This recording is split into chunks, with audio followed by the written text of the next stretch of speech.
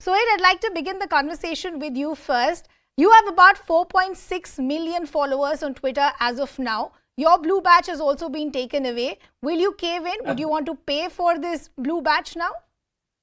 Not at all. I'm like Groucho Marx. I wouldn't want to be any member of a club that would have me. I mean, why would I pay? It's not the amount, it's the ethics. I have 4.6 million followers for a reason. Either they hate me or they love me or they think I add value to their lives or deplete their value. So there's a service that I'm providing Elon Musk. I mean, A, B, Ridhima, it's very important for you to understand that this verification was instituted in the first place to separate the wheat from the chaff, so that there were no parody accounts, that people weren't using your name and your photograph and actually tweeting stuff that was reprehensible or non-kosher. Now, if things have changed, that's Elon Musk's problem. I don't think I'm going to lose any followers. I'm not interested in writing essays on Twitter. As famously was said, George Bernard Shaw's prefaces were longer than his plays. I'm no Bernard Shaw. So I'm happy with the Twitter account. I'm happy with life as it is. And what's even more important, Ridhima, is that now everyone will know that people have paid in order to be recognized. I mean, that is the worst thing you can ever do. It's like telling people that I'm throwing money at Musk and therefore I must. Okay. Manish, let me bring you also in the conversation. Of course, this is a conversation that we've had multiple times over the last few months, that what will this actually mean for the platform? But the day has finally come. Now, if you take Suhel, for example, when I try searching him on Twitter, there are multiple people and profiles that show up, and now I really wouldn't know who the real Suhel Seth is or who the real Manish Maheshwari is. The big concern now is that what if there is going to be a lot of impersonation? How will you try to distinguish between what is an authentic account and what is a troll? What do you think this means as far as the future of the platform itself is concerned? Yeah, no, I think I agree with what Suhel said, and I want to build on this point that people like Suhel or any kind of creator who have a massive fan following and sort of who have great content to share, they're actually doing a service to the platform. And I think it's ridiculous to expect them to pay, because people come to Twitter to listen to prominent personalities and get content from them. And so in that sense, these creators are providing a service, and now expecting them to pay is certainly not going to fly in my view. Secondly, it will lead to a negative and a perverse incentive, right? So people who actually should not have blue tick will now have the incentive to go and get a blue tick because it's available for $8. And people who actually add value, they will not get the blue tick, and that would lead to chaos and impersonation, because today anyone with a Suhel kind of a name be there on the platform and you wouldn't know who is the original person. Now that will lead to many complications downstream. And the second problem also is about the fact that the entire goodwill that has been generated and created has been lost overnight, right? The whole blue tick definition has been changed. And when you make a change in a transition and you want to commercialize this aspect, you don't do it this way. You do it in a very thoughtful manner, right? And I kind of feel like this is literally the last straw that broke camel's back as far as Twitter is concerned.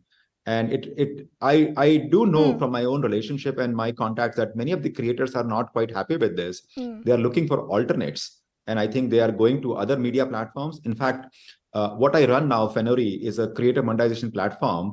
And we exactly solve this problem that, if you're a creator, you want to be in control of your destiny. You want to control every aspect of who you are. You don't want to be known or driven by what social media platform policies are. And that is what we do at Fenori. We give them digital destination. And many of the top creators in the country have reached out to us after this change at Twitter, because they want to have their own online destination. And what they have come to realize is that no matter how many followers they have on a platform like Twitter, or for that matter on Instagram or YouTube, these followers don't belong to them, or that handle that they think is their handle, it actually belongs to a social media platform. And any of these platforms can change any policy. So you actually think that it possibly looks like a gamble by Elon Musk at this point, and it possibly could lead to a lot of authentic users now looking at other avenues. Suhel, I want to bring you back in the conversation, and what I want to understand is the rationale that is being given by Elon Musk. Since day one, he made it very clear he wants to make Twitter profitable, so this is a means of monetizing it. But as far as this entire debate of wanting to take away the blue tick, he said that till now it was not a level playing field. What he calls it was a peasant and lordship system. Do you see any merit in the argument that Musk has made? No, and I must paraphrase everything by saying Elon Musk is intellectually innocent. You can become wealthy, but doesn't mean you have brains. And let me tell you why. This argument about peasants and lordships is stupid for the simple reason that this is not about stature linked to wealth. It's about, as Mahesh said, it's about stature, whatever linked to the content that you create. A. B. Can you imagine, Ridhima, the amount of lawsuits this joker is going to open himself and his platform to? Because imagine someone is parroting me and using my name. I'm going to actually sue the guy silly, but I'm also going to sue Twitter for allowing this person without verifying to use my name, to use my photograph. I mean, this is impersonation which will never fly in any court of law. And by the way, I'm not going to sue Elon Musk in India. I'm going to sue him in America, where it really hurts. Number 3, as Mahesh said, the point is, it is not about ego. It's not about, oh, I've got a blue tick. Today, what you're doing is you're making it a democratic platform in your head, but actually you're creating chaos. Because in that chaos, what's going to happen is people are going to start using abuse and disabuse as a mechanism and weaponization of their content. Who's going to control that? And mark my words, this will be withdrawn. We are on April 21. Mark my words, it's not long before Elon Musk will withdraw this. He is the biggest ditherer on the planet.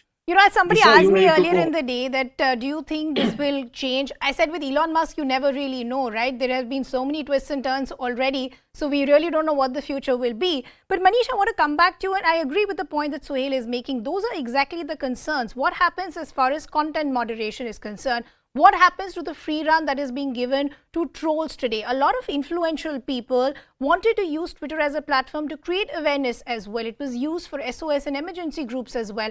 How is any of the distinction going to be made going forward? No, it's going to be very difficult now, right? So anyone can pay $8 and get a blue tick. So, it opens up the floodgate for anyone to misuse the system. And the internal systems have to be overhauled to deal with the new reality. So I don't know how well prepared they are, but there was an existing system. I wish they would have done it in steps versus doing it overnight. And I also believe, I agree with Suhel that, they will realize the problem, and I think they would probably come back. They will go back on this change, and they would probably make a few other changes as well. Because even if you think from a commercial perspective, having people pay $8 a month, I don't know how much revenues that will make, right, for the company. On the other hand, the kind of chaos and other issues that it will open up, that will lead to an impact on the advertising money. And I think 90% of the money for Twitter comes from advertisers. So I believe that even commercially, it's not a very good decision. Forget about the morality and sort of the other process around how to do it, right? I mean, I'm not even going into that because one can still debate that.